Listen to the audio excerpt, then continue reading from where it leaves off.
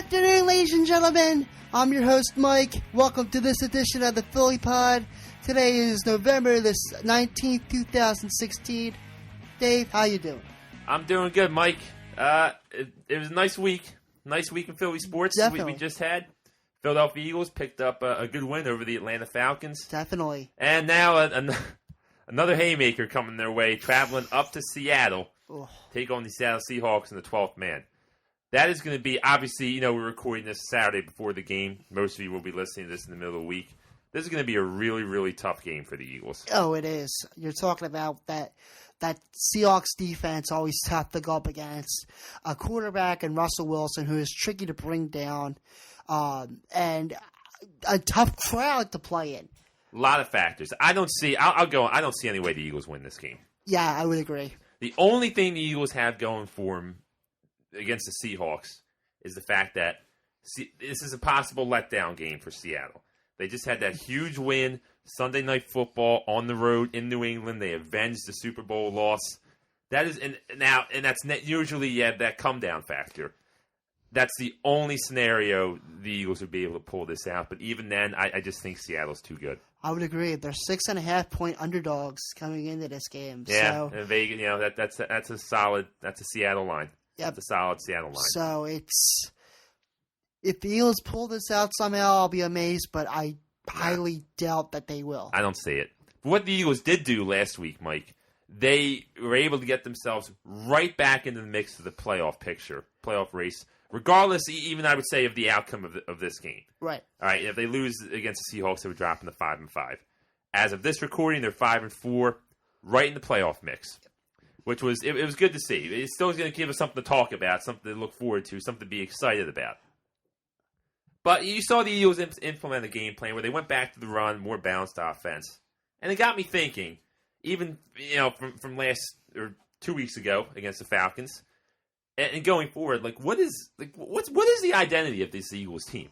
I mean, are they a team that are going to spread it out and pass it, or are we going to go ball control, run the ball, and play defense? What's the identity of this team right now? I had to ask myself that, Mike, and I came to the answer I came to is I don't know.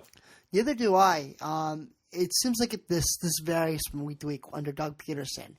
They'll be running the ball, 1 week, and then they'll be trying to they'll be pass happy, the next week. So I'm with you here. I don't know what the game plan is. That's an issue.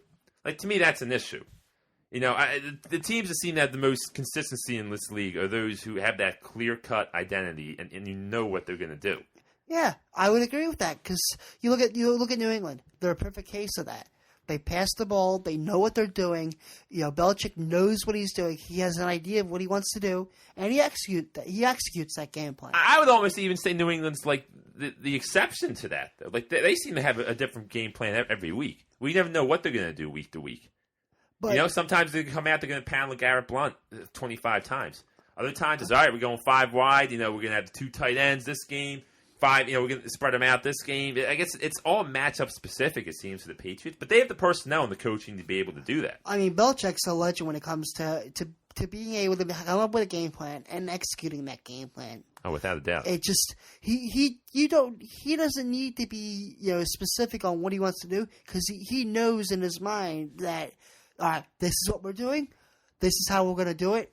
Go out and do your job. So having said that, what should the identity for this Eagles team be? It should be a run-first offense. Okay. Because you don't have the wide receivers to make plays down the field. If you want to go West Coast, fine. If you want to throw out the quick screen plays, all right, fine. But you got to be a run-first team here, especially with the way our wide receivers have played this year, which they haven't really shown us much of anything. Mm-hmm. So I honestly think that you got to be a run-first team. Well, you mentioned run-first team, and I've got some stats up here. All right. Some things to consider. And I looked at games the Eagles – I have their rushing yards by game here, okay? And against the Browns, 133 rushing yards. Against the Bears, 100 rushing yards. Against the Steelers, 125 rushing yards. Against the Detroit Lions, 116. Against the Redskins, 94 yards. Against the Minnesota Vikings, 101 yards. Against the Cowboys, 97 yards. And against the Giants, 96 yards. And finally, most recent against the Atlanta Falcons, 208 yards. And when you do the math, the Philadelphia Eagles are 5-1 when they rush for more than 100 yards. So I think to go to your point, Mike, I think this needs to be, I think the identity of this team needs to be, all right, we're going to run the ball. We're going to play ball control and offense. Carson, make some plays. Just don't turn the football over, and we're going to hand it over to our defense. And that seems to be the formula that works for this team. It does. And you know what? I like the way that they're balancing the run game, too, between the backs. Well, it's not just one running back carrying the load. It's, you have Sproles, Matthews, and then, Smallwood and Barner on occasion getting carries. Well, I like seeing he gave Matthews a little more of a workload in the most recent game as of this recording, which is good because the way that was going, Darren Sproles was going to get burnt out. Yeah. You can't have a 33-year-old running back on pace for the most carries of his career. No, but there's your identity right there. I mean, the proof's in the pudding right there to me. You rush for 100 yards, 5-1. That's a good combination. Right. When you fail to rush for 100 yards, you are 0-3. That tells me something right there. There's your record. Exactly. So there's the identity. I mean, the Eagles have a formula for success for them. They just have to make sure they stay to it. And that falls on Doug Peterson, who we have to admit, we were hard on him the last time we recorded. But, hey, with tip our hat, the most recent game we saw against the Atlanta Falcons, hey, great game plan. They stuck to it. It was basic, but it was brilliant. I would have to agree. And I like the way there was one play in particular that, I think a lot of people were upset about, the helmet-to-helmet hit on Jordan Matthews. And he stuck up for Matthews. Well, yeah, he's going to stick up for his guys. Yeah. That's what a coach needs to do. Yep. Stick up for your guys there when you don't get the call. And be a player's coach. Yeah. He did a nice job against the Falcons. I will say that. There's still things that concern me, but as the most recent game we've seen against the Falcons, I thought he was fine. And with that, like we said, they're back in the playoff picture. And now they're sitting 5-4. They're currently, as it falls, they would be the number 7 seed. Not seed, but they're the 7th ranked team in the NFC right now, which puts them on the outside looking in. And what are the Eagles' playoff chances from here on going out is the question that I'm posing. And you know what?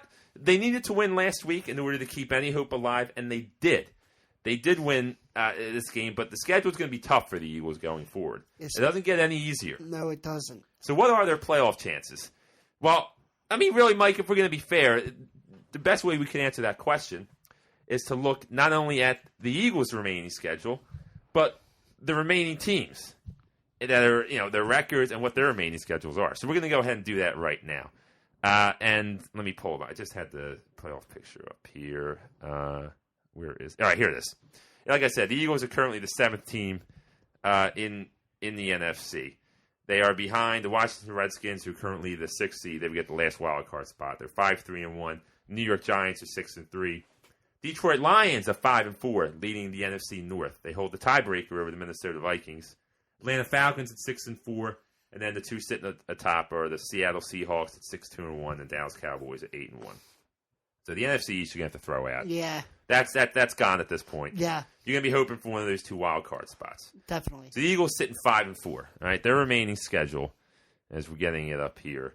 They play the Seattle Seahawks this week on the road. Mm-hmm. Tough game. Yep. Coming home, you now have the Green Bay Packers, which is not looking that is not as tough of a game as that originally looked like when that was on the schedule. Yeah, we both agreed that was probably going to be a loss. I'm not so sure now. No, I'm not so sure now. Watching Green Bay, watching them, they're too inconsistent. They have some big problems going on the offensive end. They do. And on the defensive end, they just gave up 47 points to Marcus Mariota and the Tennessee Titans. Yeah. So there are big problems going on in Green Bay right now. Not to mention a touchdown pass by DeMarco Murray. Yeah, how about that? Yeah. So I'm not as worried about that game. No. And after that, you go on the road to Cincinnati. Cincinnati's down this year, but it's still an NFC North game, or excuse me, an AFC North game. And you go on the road, and this Eagles team does not play well on the road. No. And that's a fact. Nope. Aside from the Monday night game against the Bears, the Eagles have they've struggled on the road. Yeah. I'm not sure about that. Home against the Redskins, that's a winnable game. Yep. On the road against the Ravens, currently the NFC North. I mean, Baltimore is not anything. I don't think Baltimore is that great. I don't think they're going to come out of that division still. I still think that's Pittsburgh's to win. Yep. But that's going to be a tough game. The AFC North in general are always going to be tough games. They are. You know, and then you got home against the Cowboys, home against the Giants. And I think they split those. Week 17, you might even be going up against Tony Romo. Yeah. You know, Dak Prescott's, I mean, they might even have home field locked up. Yeah. You don't know. So I'm looking here. I think they win all the games at home, which means they have 4 games left at home. That's 9 wins. They could beat the Bengals or Ravens. I could see that. Yep. And there's 10.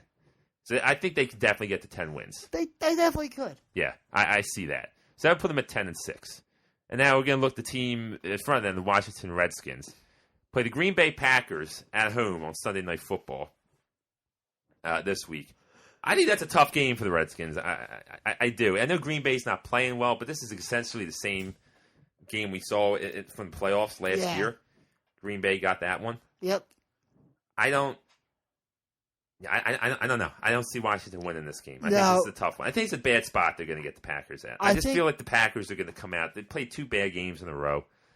I don't know. I have a feeling about the Packers taking them down. I think that Aaron Rodgers is going to step up in this game. Yeah. You know, the Packers, you know, they've been having an off year, but I think that they find a way to win this game. Then after that, at Dallas, that's a loss. Yep. Yeah, I don't see them getting that one. Then they play. Oh, this is a brutal stretch here. Listen to this stretch for the Redskins. All right. At Dallas, after they play the Packers, right? It's at Dallas, at Arizona, at the Eagles. Ooh. That is a tough stretch of games right there. Yes. That's not so. It's not impossible the Redskins drop all 3 of those games. Yeah. All right, so that's good. That's a tough stretch there. Home against the Panthers. I would flip a coin there. I know the Panthers are down. Yeah, but they played well recently. Yeah. On the road against the Bears, that's a win. Yep. And at home against the Giants. Yeah. That's a toss-up game. Yep. I would probably lean towards the Redskins being at home, but okay. Not an easy schedule left there for the Redskins. Nope. So that's possible that the Eagles, the Redskins are 5-3-1 right now, okay? So I think they lose to the Packers. They could possibly lose 4 games in a row. Yeah. Which would put them 5-7-1. Then you have the Panthers coming in. So that's not an easy track. I could see them. I could see the Eagles leapfrogging the Redskins. Yes. Let me look at the Giants. Currently 6-3. And next game they're going to be home against the Bears. That's a win. At the Browns. Win. There's another win. Then going on the road to Pittsburgh. That's going to be a tough game to win. I don't think they win that. I know Pittsburgh should have beat the Cowboys this past week, but I don't think the Giants are capable of pulling that one off. No, I would agree. Then they go. They have the Cowboys coming home. I think the Giants get. Well, I think the Cowboys win that game. You know, the Cowboys should have beaten the Giants the last time they met, and that was in Dallas. That was actually one of my picks. That was a pick 'em. I don't know. That's a tough game. Yeah. I'd have to lean Dallas. Now that I'm thinking about that a little more, I'd have to lean Dallas there. Home against the Lions, that's a tough game. Yep. The Lions are looking like they could very well come away with that division in the North. They could take that. Then at the Eagles, at the Redskins, I see those as 2 losses. Yep. So the Giants are 6-3, and I see 1, 2. I see 2 definite wins left on here. So they're going to get at least to 8. They probably squeak out. Man, I don't know, though. They definitely get at least to 9 wins, I think. So, okay, possibility you could even leapfrog the Giants. Yeah. So the Eagles are not out of it. No, they're not. And, all right, let me get... if you look at the other 2 divisions, you know, neither of them... I mean, the other 3 divisions in the NFC, they're not really... You know, they don't really look too promising. I mean, you look at the NFC South, for example, and they only have 1 team that has a winning record in that division. Yeah, true. I'm trying to get up the Minnesota Vikings and the Arizona Cardinals schedules because those are the 2 teams below. I had the Vikings schedule up left. Boy, that's a sinking ship, huh? But that trade keeps getting better and better for the Eagles. Yes. With every passing week. Hey, I'm fine with that. Lose out. Go 5-11. Maybe we can sneak a top 10 pick out of that. Yeah. All right, here's what we got for the Vikings, okay? Play the Cardinals as is their most recent game for this recording. On the road to Detroit. That's a tough game to win. At the Jaguars. I think they win game. that. I think they win that one for sure. Home against the Colts. That's not easy. No. At Green Bay. That's a revenge game for the Packers. Yeah. The Vikings beat them earlier this year. Divisional games are never easy. Yeah, and then home against the Bears. That's probably a win. Looking at it, I only see 2 definite wins here on the schedule. So it's possible Minnesota's not even an issue going especially forward with here. all the injuries they've got going on now. Right. And plus they're a sinking ship too. Yeah. And I just had it. Where did it go? Sorry. Arizona Cardinals. Here we go. Okay. Arizona Cardinals, they're at the Vikings this week. Then they go on the road to Atlanta, taking on Matty Ice and the Falcons. Different animal at home. Yes. The Falcons are. That's a tough game. Yes. Then they take on the Redskins. Okay. I think they beat the Redskins. Yes, I would agree. Even though that game, and that game's in Arizona, they beat the Redskins. On the road to Miami. I don't know. Miami's playing well as of right now, and that's an East. They're traveling out to the East Coast. I would say that's a tough game. Yeah. Home against the Saints, I'll give them a win there. Yep. At Seattle and at the Rams to finish. That's an interesting schedule. That's another interesting one too. And Arizona's currently 4-4-1, and looking at their schedule, I would say they have. Let me see, 1, 2. All right, they have 3 definite wins. I would give them. Yep. So I would put them at 7. So, when you break it down, looking at the Eagles' closest competitors, it is not. It's not ridiculous. It's not far fetched to say the Eagles can still make the playoffs. No. And I was down on them after the Giants game. Mm-hmm. But now seeing how things have unfolded, Mike, it's not far fetched that they can make the playoffs. They still legitimately can make the playoffs. And it's crazy to think because it's like, a couple weeks ago you're like, all right, this isn't looking too good. No, and even if they lose, even if you're hearing this recording, they're sitting 5-5, it still won't be that bad. No. They're still in play. They really are still in play. Because you could still very well win 4 or 5 more games. Yeah. They could. And they did what they needed to do against the Atlanta Falcons to get them back in play. And we all have had this game marked as a loss from the start. And if they somehow pull out this game against the Seahawks, well then, hey, they're in even better shape. But if they do what we're expecting them to do, which is lose this game and drop to 5-5, they're still not in bad shape.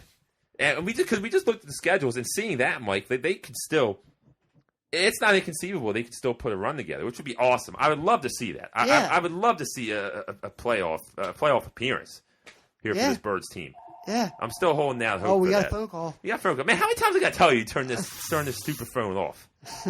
Man, Virginia. You got Virginia calling now this time. Oh, I'm not even. I'm shutting that off.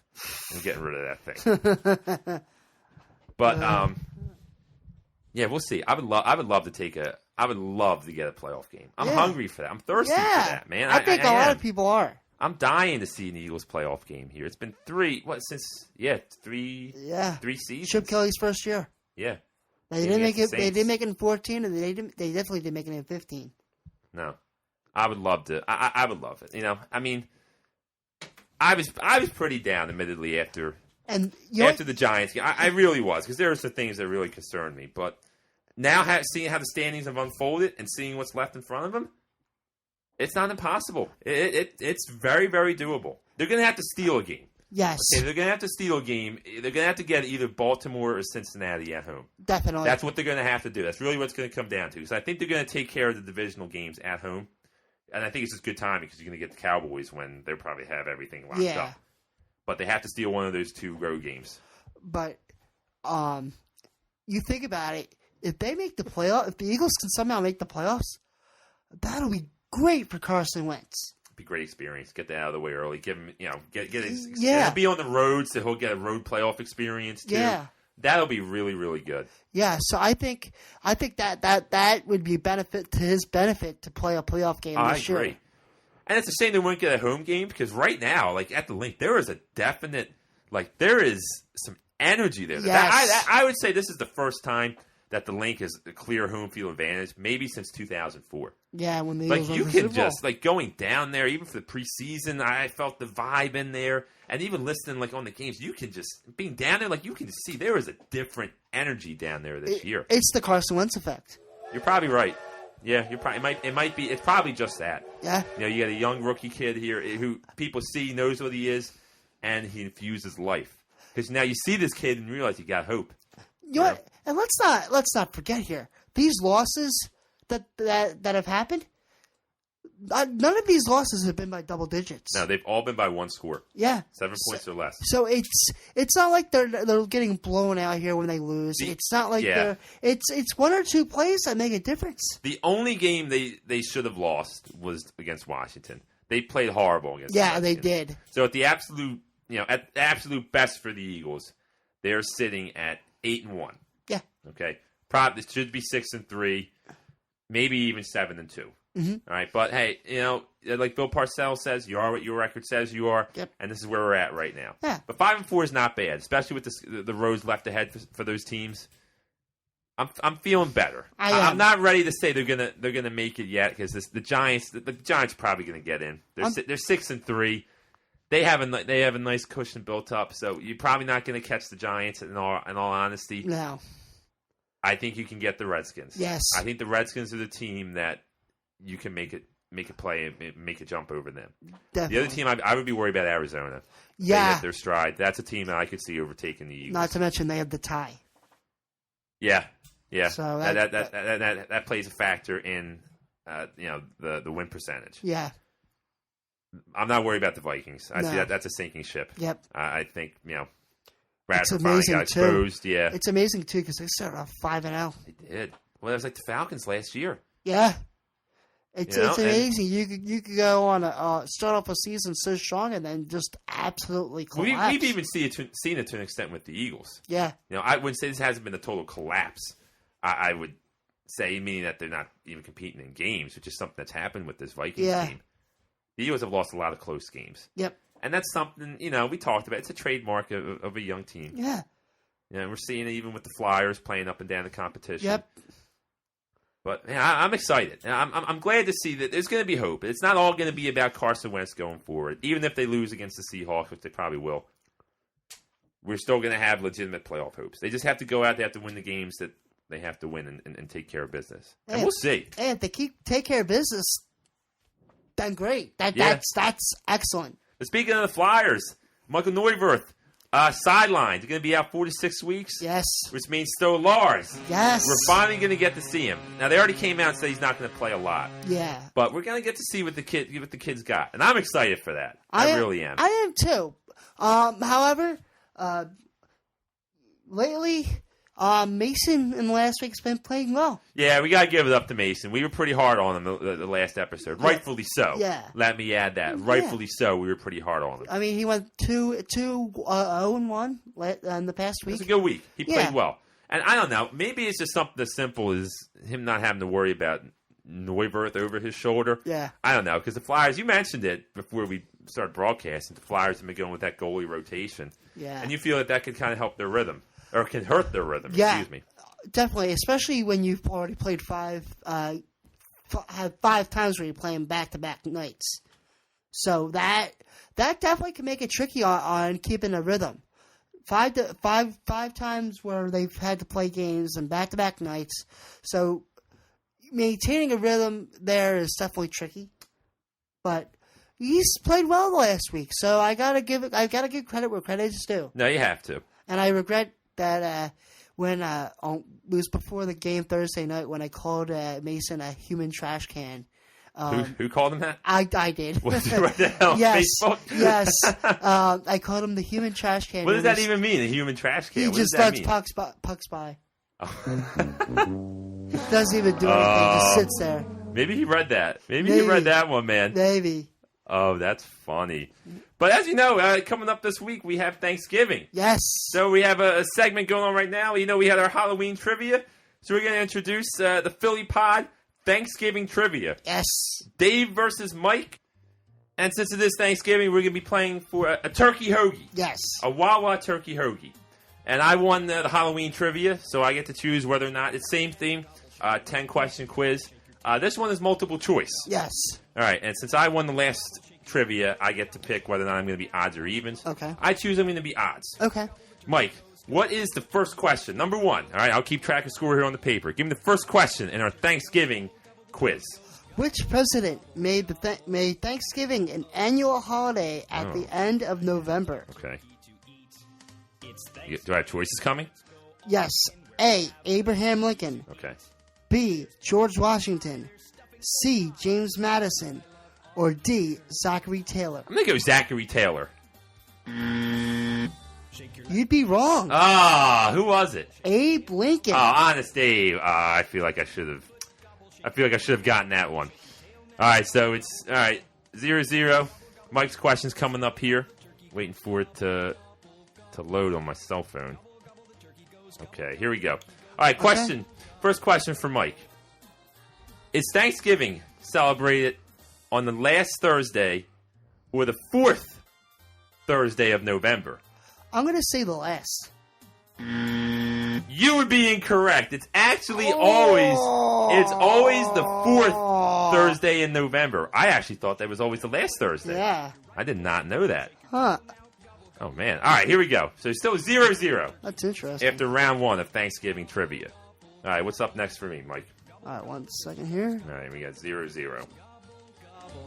That's interesting. I always thought that was the last. Yes. I never knew that. I never knew that, actually. Which of America's founding fathers believed the turkey would be make a better symbol than the bald eagle? This is 1 point for me. Give me Ben Franklin. You don't even have to give me the choices. That's Ben Franklin. You'd be correct. Yeah, I knew that. You know how I know that? There was an episode, I think it was Tiny Toons or something like that, where they did a skit about Ben Franklin wanting to have the turkey. Go figure. It was some crazy cartoon like that. Go figure. All right, so there we go. I'm on the board. 1-0.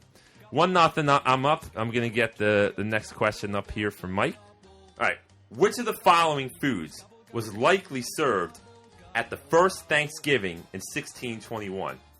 Pumpkin pie, potatoes, cranberry sauce, or shellfish? I'm going to say B, potatoes. Potatoes. That would be incorrect. Wow. Correct answer, according to our Thanksgiving trivia, is shellfish. Huh. Here's what it says. Shellfish, like mussels, clams, and lobsters, were plentiful in New England during the first Thanksgiving of 1621. However, pilgrims are believed to have lacked the butter, flour, and oven needed to bake a pie. Potatoes aren't even believed to have been popular in Europe at that time to warrant a trip on the Mayflower. And cooks didn't begin making cranberry sauce to go along with turkey for another 50 years. That's kind of a tough one. Yeah. How would you know whether or not potatoes were there? Yeah. I got to put a little bit of an asterisk next to that. But in any event, I'm still up 1-0. Yes. All right, so here we go. Question, what are you up to? Question 5 coming up on the halfway point. I'm yes. still up 1-0. What do you got for me, Mike? Turkey pardoning has become a holiday tradition as presidents spare certain turkeys from becoming a main course. What did President George W. Bush do with 2 turkeys pardoned in 2007? Was it A, he controversially ate them anyway? Mm-hmm. B, he gave them to a cousin who still cares for them on his Texas ranch? Okay. C, he sent them to Disney World? Or D, he used Air Force One to fly the birds to New Hampshire, where they were released? That's a tough one. See, George Bush strikes me as the type of guy who would just go ahead and eat the turkeys anyway. Yes. So that's what I'm leaning towards here. Gave him to his cousin, who still cares for him on his Texas ranch. I think I'll go B. Give me B. He gave him to his cousin on the Texas ranch. You would be incorrect.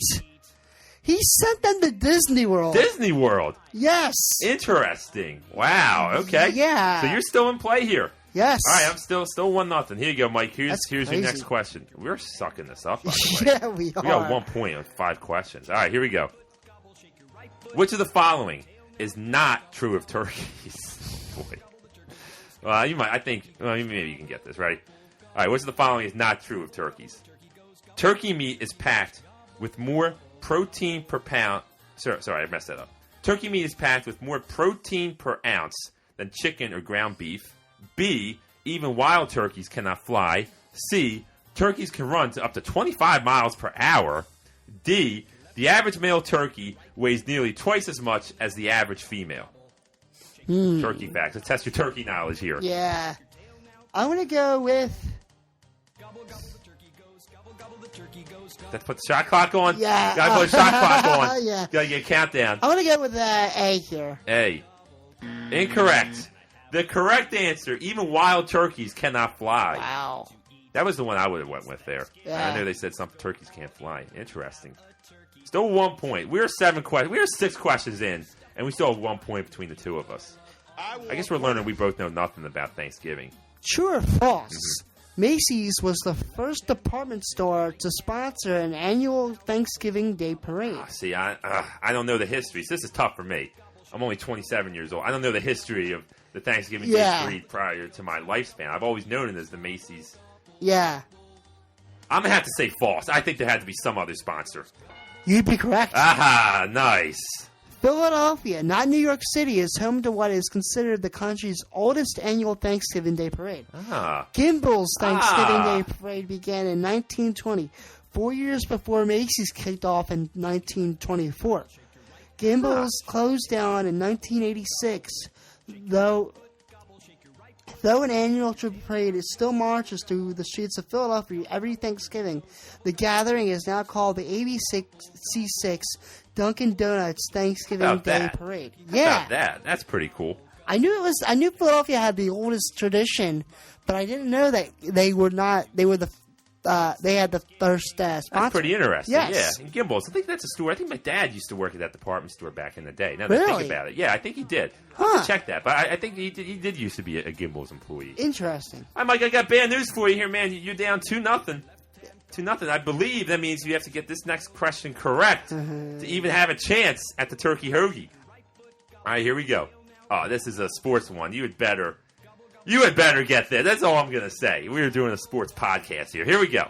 To stay in the game, the Detroit Lions played against which team in the first Thanksgiving Day NFL game in 1934? Was it A, the Chicago Bears, B, the Green Bay Packers, C, the Minnesota Vikings, or D, the San Francisco 49ers?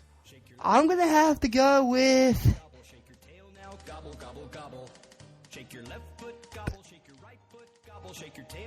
Shot clock. Do I have to call it in the poker room? Clock.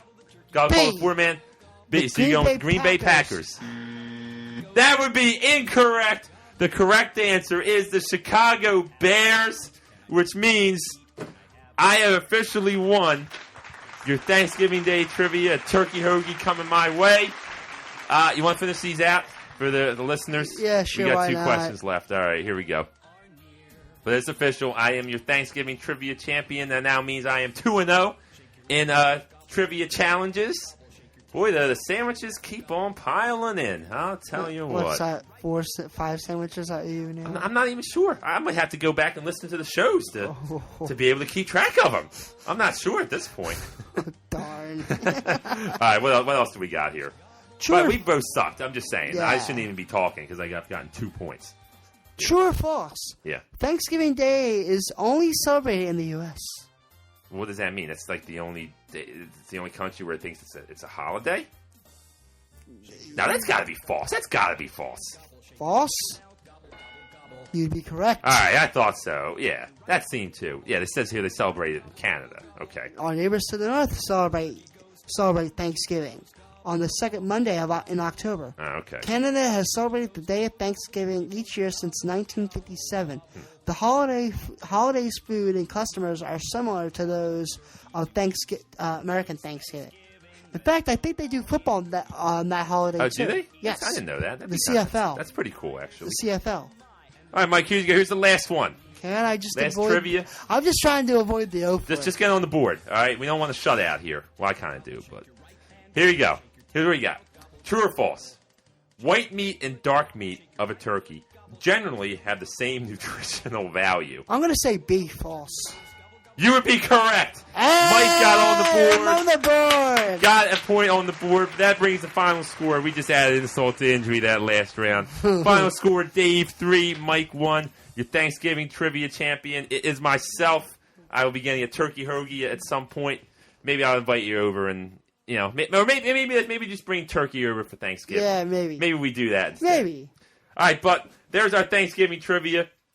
Coming up next, we have Grind Time. Here, where Yes. something, we talk about things that have bothered us in the entire world, sports world, whatever.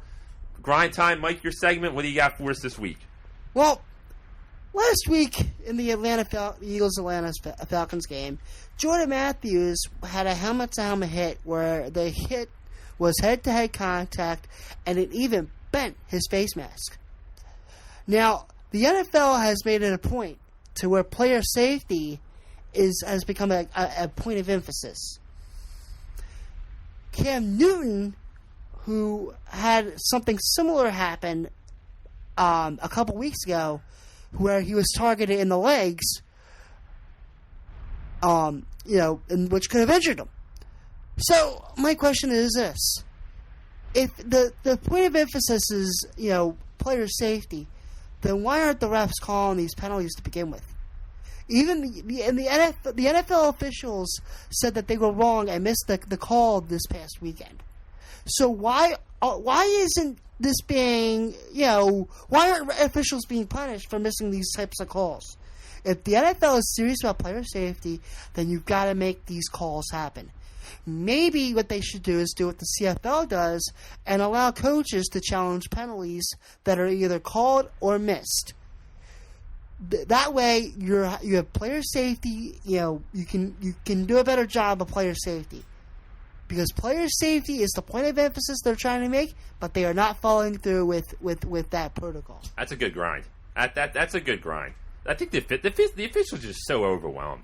I think the league's really throwing a lot at them this year. Yeah. And I don't know that adding an extra official, like some people talked about, is what's going to help. I think just simplify the rule book. Yeah. Simplify the catch rule. Yeah. But no, you're right. I mean, some of these calls that they're missing are egregious. There's no doubt about that. I mean, Jordan Matthews' face how that mask was not a flag, bent. I don't know. I don't know how you missed that. If that's not, if that doesn't draw a flag, I don't know what is. I mean, I wanted to jump in and into my TV because I was so angry with that missed call. I don't know if accountability would help. Where they do get downgraded on missing certain calls, but I don't know. Maybe it should be fines. I don't know if that's fair or what, but they also need to be full-time employees. Yes, they're the only league that has part-time officials. Yep, and that's a whole separate issue. But hey, good grind. Yep, good grind. thank you. That's definitely a legitimate one. That was ridiculous in that game. Yeah. Didn't matter. The Eagles pulled it out anyway. Yep. Now it's time. We have the Buzz, where we bring to you here on the Philly Pod wacky, crazy headlines from around the globe. And yes, we do keep it global here at the Philly Pod. Yes, we are do. all about diversity. And we're starting off today with the Buzz. We're going to go overseas, where we are heading to Greenock, Scotland. All right. Where apparently there was attempted robbery in a food store. Mm-hmm. All right. And a woman came under attack by a man wielding a 2-foot sword. All right. This is how the man came in to rob the store. Oh, boy. She was actually able to fend off the robber and chased him on foot out of the store with nothing but a plastic fork. She actually chased the man out of the store, ran him down, and tackled him to the ground. Police were able to come along. The man was arrested. He went to court. This all happened really fast, apparently. Yeah. He went to court. She was actually able to identify the sword, and the man he's in jail. He received a 4-year sentence. Wow. He came in with a 2-foot sword. Dude, that thing must have been heavy. That thing, I mean, I can't even imagine what that must have... That's a big sword, dude. That is. And she took him down with a plastic knife. That's 2 feet long. That guy must have came in with no intention of... Yeah. I mean, right? Like... No logic there. There is no logic. You would think, 2-foot sword, plastic fork. That's an easy one. He's running away. That's insane. That man. is. That's crazy. And then we're gonna come back home to the United States. We're going to Virginia, and more specifically, Short Pump, Virginia. There was an incident in a Walmart. Always seems to be Walmarts and stores where these things are happening. I don't know. Yeah. We're in this Walmart. A mother and daughter got a big surprise when they walked into the store. All right, They walked in and they saw 2 men sitting around the shopping cart, and immediately it caught their interest. They said because something didn't seem right about the situation. Right.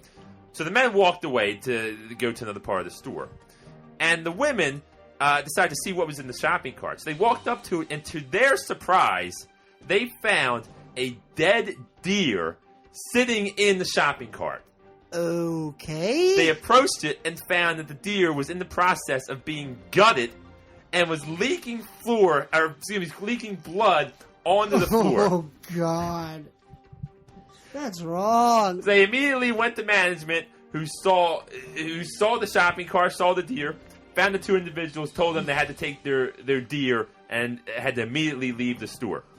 I'm not exactly sure why the men chose to bring, I guess, their carcass into the Walmart, but speculations believe they were trying to follow Virginia's hunting laws. I don't know any laws that require you to take a dead deer into Walmart. I mean, what universe are you in where it's perfectly acceptable to A, this is twofold, Mike, where it's A, okay to bring a dead animal into the store, and B, start to carve it up in the middle of a store. I can't think of a law that would be acceptable. Who was the comedian that said that? He was one of the blue collar on the blue collar comedy tour. His quote was, "You can't fix stupid." Yeah. Was that Ron White? Is that who that was? Maybe. I think it was. Ron, you can't fix stupid, and that is definitely true. Yes. And there you go. Oh wait. Yes. Oh, Mike, you've got something. Yes. You've got a story for us here. We are heading down to Sydney, Australia. Okay. Down under. Where and this is the worst arachnophobia possible. So we're going spiders. Okay. Yes. An 18-year-old teenager from Sydney, Australia, was sitting at a ramp when a huntsman spider fell from the car's visor into her lap. Oh, that's not good. Those things are really poisonous. Yes.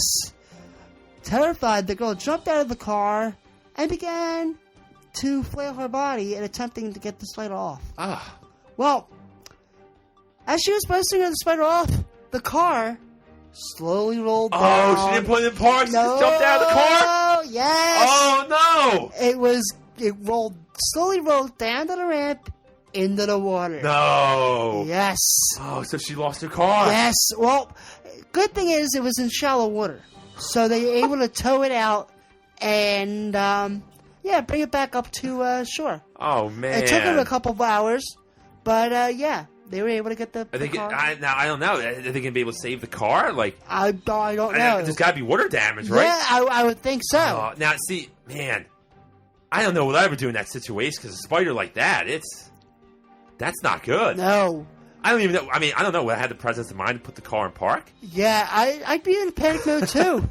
But luckily, this spider did not bite the teenage girl. That's good. Yeah. Oh, man, that's good. Yeah. That's a tough way to lose your automobile, though. Yeah. Oh, man. Yeah. Explain that one to your insurance Yeah. Spider, kind of caused me to jump out of my car, and the car wasn't in park, and yeah. I would love to hear if that gets covered or not. Yeah. Oh, man. Well, there you go. There is the buzz. Crazy headlines from around the globe brought to you by the Philly Pod.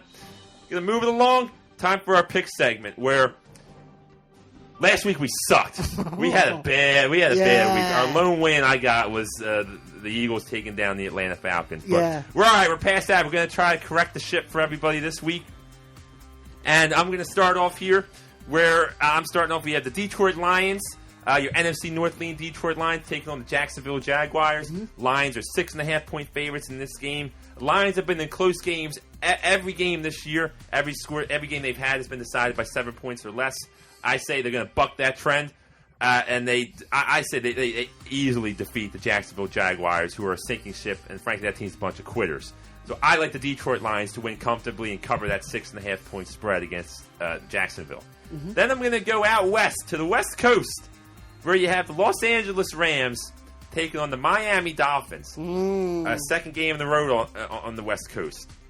And you have one Jared Goff making his NFL debut. Oh, boy. And I looked at the line, and I figured, well, Jared Goff, he was not good in the preseason, all through camp.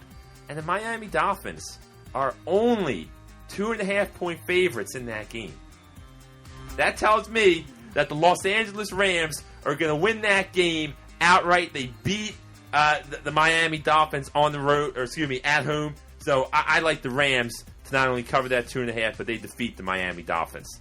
All right, Dave. Well, we're going to travel to Washington. Oh. where the Washington Redskins host the Green Bay Packers. Mm-hmm. The Washington Redskins are only 3-point favorites. Mm-hmm. Standard home line. Yes, standard home line. Give me Green Bay to cover and win in Washington. Take it down the Redskins. Yes. I like it. That's good for the Eagles. I like that pick. Then we head out to Indianapolis, where the Indianapolis Colts host the Tennessee Titans. Indianapolis is favored by 2.5 points. But I'm going with Tennessee to cover and win in Indianapolis. You are riding the hot hand, Mr. Marcus Mariota. Yes. That's a dangerous game. I'm not sure. The Colts, that's a desperate game for the Colts. Revenge game from earlier in the year. But you like the Titans in that game. All right, there you are. Your locks of the week. I've got Detroit at 6.5, covering that spread against the Jacksonville Jaguars. And, I like the Los Angeles Rams to upset the Miami Dolphins in Jared Goff's NFL debut. Mike has got the Titans winning the game against the Indianapolis Colts and covering the 2.5 points. And he likes the Green Bay Packers at +3 against the Washington Redskins. There are your locks of the week. You can lock them in. I think we get back on track. I think I smell the 4-0 week right there. So do I. All right, that's good. So moving along, we've got shout-outs now coming up where we are going to start on YouTube where we got a new YouTube subscriber, but unfortunately it's the same thing. Unless I don't know enough about the specifics of it, but unless you are a public account, we cannot see who our subscriptions are. So, to our new YouTube subscriber, you just subscribed recently. We give you a shout out. Yeah. We don't know who you are because we can't see it, but thank you for following us. Thank you. When we start on Twitter, we're going to start shout out to Dan at Philly Word Art, Hugo Melendez, Ibrahim Danyajiri, Philly Sports, JME, Dennis McCall, and The Fan on Fire. Shout outs to you guys for listening and following. I like that. The Fan on Fire. Yeah, that's pretty cool, huh? It is. And on Facebook, we have Michael Biard. Thank you so much for liking us. Yeah, everybody who's listening, downloading us on iTunes, checking us out on Twitter, Facebook. Shout outs to all you guys. Thank you so much. We're getting a lot of great support, and we appreciate that. It means really a lot. It does, and you guys are we say it every week, guys. We make this ship go. Yep. You're our fuel. So again, check us out. We're on Twitter at the Philly Pod. Like us on Facebook. We're on SoundCloud, and you can also download us for free on iTunes. And we do have a YouTube channel. Yes. Not doing as well as what we would like. There are some factors for it, but if you're interested, if you like the YouTube route, we're there as well. So make sure you guys check us out. So time to wrap it up. We both have the Eagles losing to the Seahawks, but we think it's not going to kill the playoff hopes. They're still going to be right in it, which is exciting because it looked like after last week, after against the Giants game, it wasn't looking good, but it's exciting. So you're telling me there's a chance? There's still hope. There is still hope out there. I was down last week, but seeing how things have shaked out, there is still going to be hope for the next couple of weeks. But we're signing off. I'm Dave. I'm Mike. Catch you guys next week on the Philly Pod. Later.